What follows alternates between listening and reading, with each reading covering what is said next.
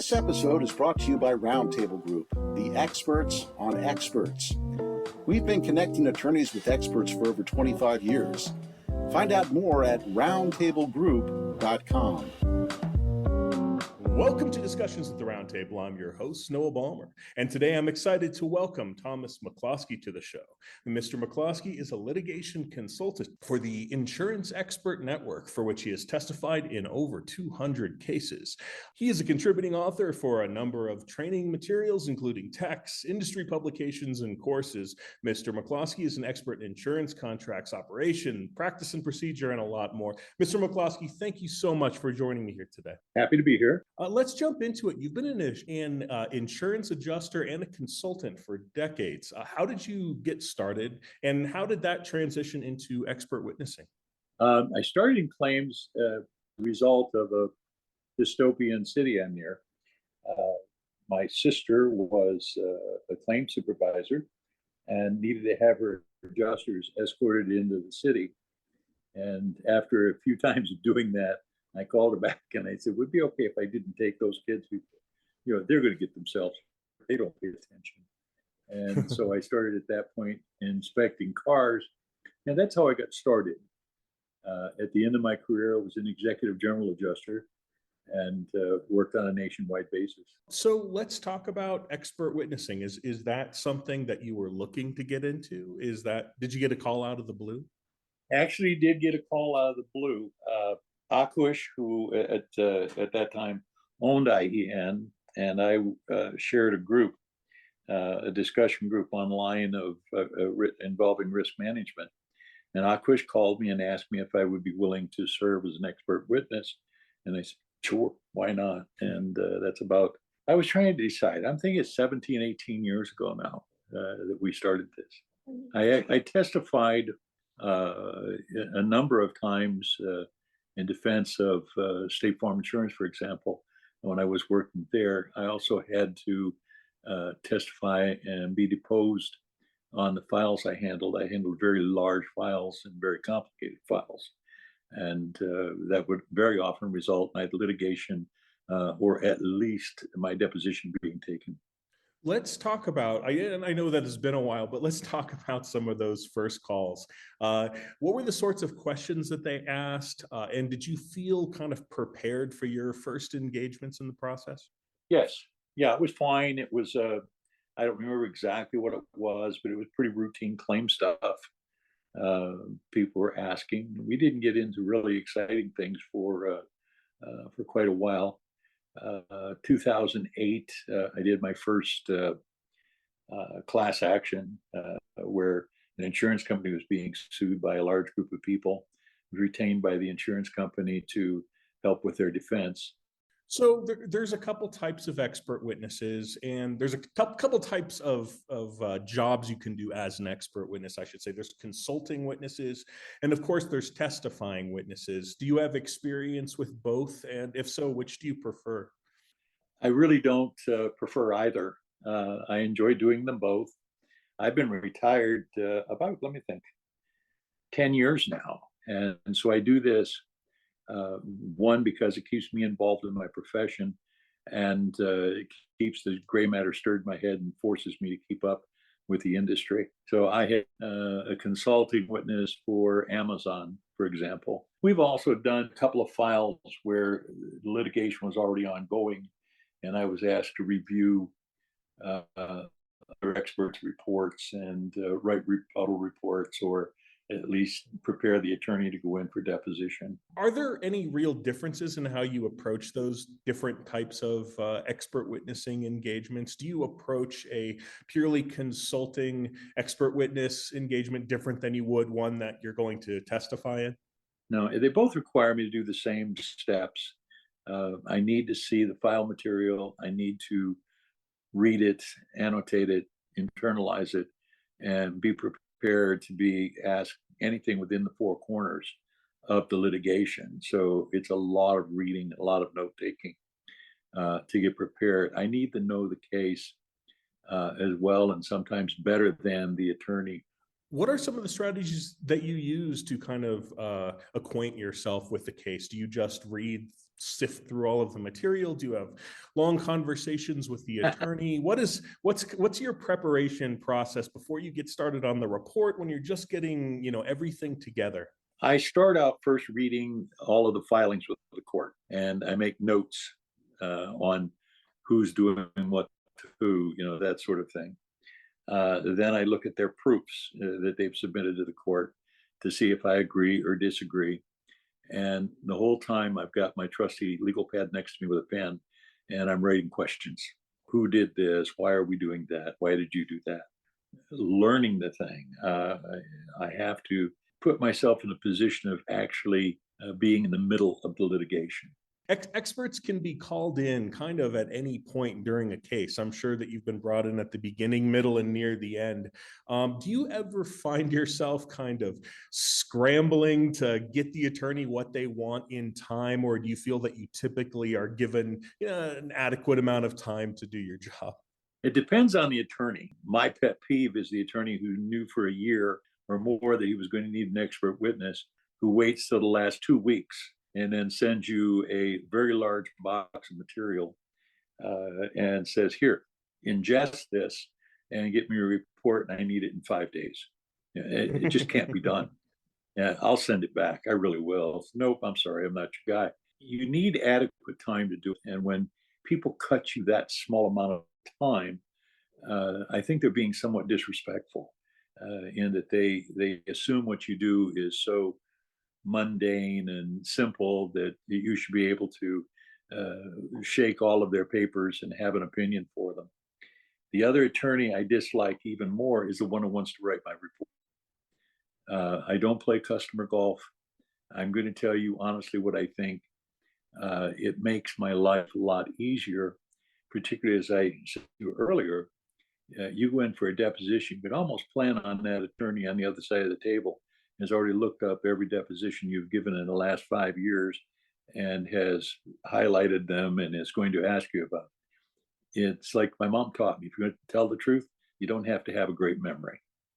And this is something you really need to do.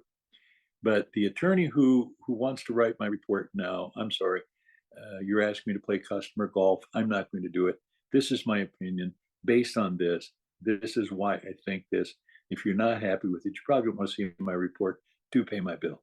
Yeah, that's a good pivot point into ethics. Let's talk about that for a minute. Is that something that comes up a lot throughout your career? Have you had a lot of attorneys who kind of want to nudge you to say something in a particular way, or even whole cloth, like you said, generate a report for you to slap your name on?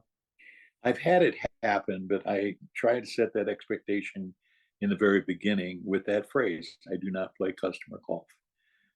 I will read your case. I will tell you what I think. I have on occasion called an attorney because I knew what they were going, where they were going, and said to them, you don't want to see a report from me. You just want to pay my bill. And you don't want to discuss with me what I think because I can't support your position. I think you're absolutely wrong. On the other hand, if you leave me alone, I'll come to a conclusion that's fair for everybody. How can you avoid this in the vetting process before it happens? When you're having those initial phone calls with the attorneys, what steps can you take as an expert witness? And what do you recommend that newer experts do to avoid finding themselves in those positions? You need to make it very clear in the beginning that your opinion is not really for sale. I will tell you what I think. I will not give you my professional reputation. I have known expert witnesses that played customer golf. They didn't last long. Some of the things they say are so intensely stupid that you want to fall over. No, he didn't really say that, did he? Yeah, he really did. It's a good thing to keep in mind. I have been fortunate, based on my reports, I can think of 3 cases where the attorney got a summary judgment. Didn't even have to try the darn thing. Walked in, they presented their case. He stood up and said, nope. And the judge said, I agree. And put them out of there with summary judgment. I can think of one attorney who was absolutely shocked by that. He said in his career, he'd never had one. you have to remember that everything you say as an expert witness is available to other folks. They can look you up online. They have legal services that can look you up. So you need to be very careful what you do and what you say. You have been in enough actions that you've done some testifying, you've done some cross-examinations. Have you ever used techniques like mock cross-examinations? And if so, do you find that helpful? No, I did in one case. The law firm was in Austin, Texas, and they rather insisted on putting me through that. And later I learned that the reason they did it was they had 3 other expert witnesses who were sitting in the room watching, and they said to them, "Watch and learn." So it was that sort of thing. But no, I don't get that wrapped up in it. I read, I make my notes, I annotate, I ask my questions. From that, I form my opinion, and we try very hard to be as comprehensive with my reading and research as I can be. But it's very difficult to, if you will, envision a cross-examination. Cross-examinations can be very good, they can be very bad, they can be incredibly stupid. So one of the things, I think the major difference, I've testified often enough and spent enough of my life around attorneys that they don't frighten me. And that's a mistake a lot of expert witnesses make. They're frightened of attorneys. And in terms of cross-examinations and that sort of thing, they come in a couple of varieties. The one most commonly I see is the rude person who has some sort of speech impediment. They can only start speaking in the middle of one of your sentences. And I'm only suffered that a few times before I bring it to an end. I try very hard to bring it to an end. Probably the worst guy I ran across was down in Texas, and he just did this over and over and over again. And finally, I just treated him like a child. I handed him my pen. This is how you do this with the kids. When you're holding the pen, you talk, I'll listen. Then you give me the pen, I'll talk, and you listen. And but that's a tactic. They want to shout, yell, carry on, walk around rooms, stand on their head. Ignore it. It's theatrics. And it's fine. Go ahead. Doesn't bother me. The other one is the guy who is the snake, and he wants to lead you down the garden path and then jump out of the bush at you. Isn't it true? No, we never say anything like that. Where'd you get this idea? And so you really can't prepare yourself for these people.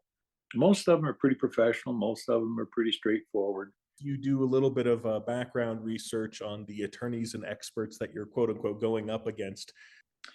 Overall, Noah, I don't see myself as representing a cause or being anti a cause. Okay. My job is to say to the trier of fact, be it the judge or a jury, this is how it's supposed to work. This is how it works professionally. This is how it works within the industry. And this is what happened, and let them decide the import of that. But I do not represent anybody in my mind other than that trier of fact. And if it supportive of your position, great. And if it's not, great. I'm sorry. This is what I believe. You can't sell your soul, and too many people will. Let's talk about positive experiences with attorneys. Do you have any either stories or kind of takeaways from good experiences that you've had that you wish that more attorneys would be like or do or prepare in a certain way? What makes you and an attorney a better team, a better fit for an engagement? Well, we have to understand that the attorney is representing somebody. He's not the be all and end all, he or she are not the end all and be all in this case. So you have to accept the idea that the attorney may well have to pull the plug on the case when he and I both agree, that no, this is one that's very defendable. The really good attorney simply gives me the information and doesn't try to push me in one direction or another. That works best. And they answer the questions, and I try not to waste their time. As I said, I'll write my list of questions, call and ask, and then get off their phone. We're spending a lot of time. The very worst is the attorney that lies to you. I had an attorney twice, two of them, that told me less than truthful things, which puts me off in a direction I shouldn't be. One of them forgot to tell me that the claim was denied, that this was post-denial, whole different set of circumstances than what I was directed to believe. So it's the good attorneys are the ones who give you the information and let you go sit down with it and do what you're going to do. The other thing that they do is that the really good attorneys will loan you their clerical staff. You do your report, you forward it in to the attorney gives it to his clerical staff, who goes through, corrects your spelling, your syntax, and puts it in third party and personal, send it back to you, and you can approve or disapprove of it, then send the thing back. They put it in final form, you sign that one. Sure. So the attorney who will loan you his clerical staff is a good thing.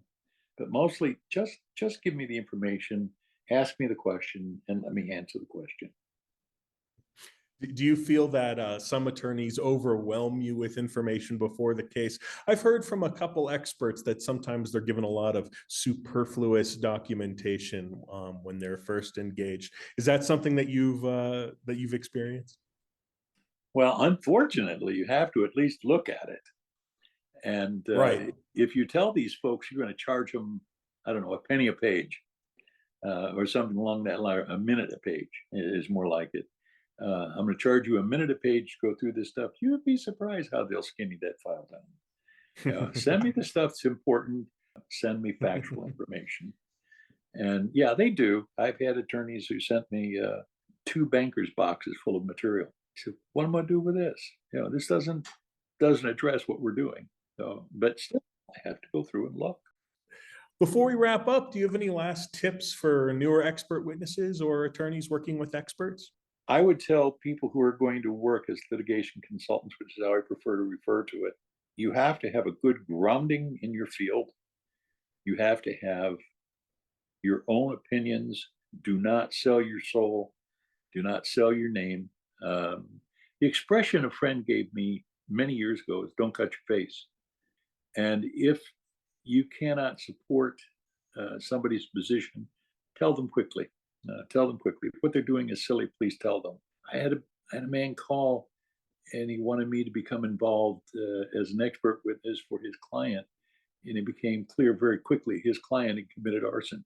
You really don't want to talk to me about this. You want me to stay away from this. You've done a crime. I don't want to help you out. So don't cut your face. Don't stray from your ethics. And there'll be other cases. The other thing to take, you're going to get fired. Sooner or later, somebody's going to fire you. Don't take it personally. Sage advice. Mr. McCloskey, thank you so much for joining me here today. You're welcome, Noah. And thank you so much to our listeners for joining me for another discussion at the Roundtable. Cheers. Thank you for listening to our podcast, Discussions at Roundtable. Our show notes are available on our website, roundtablegroup.com. Subscribe today on Apple Podcasts or your favorite listening apps.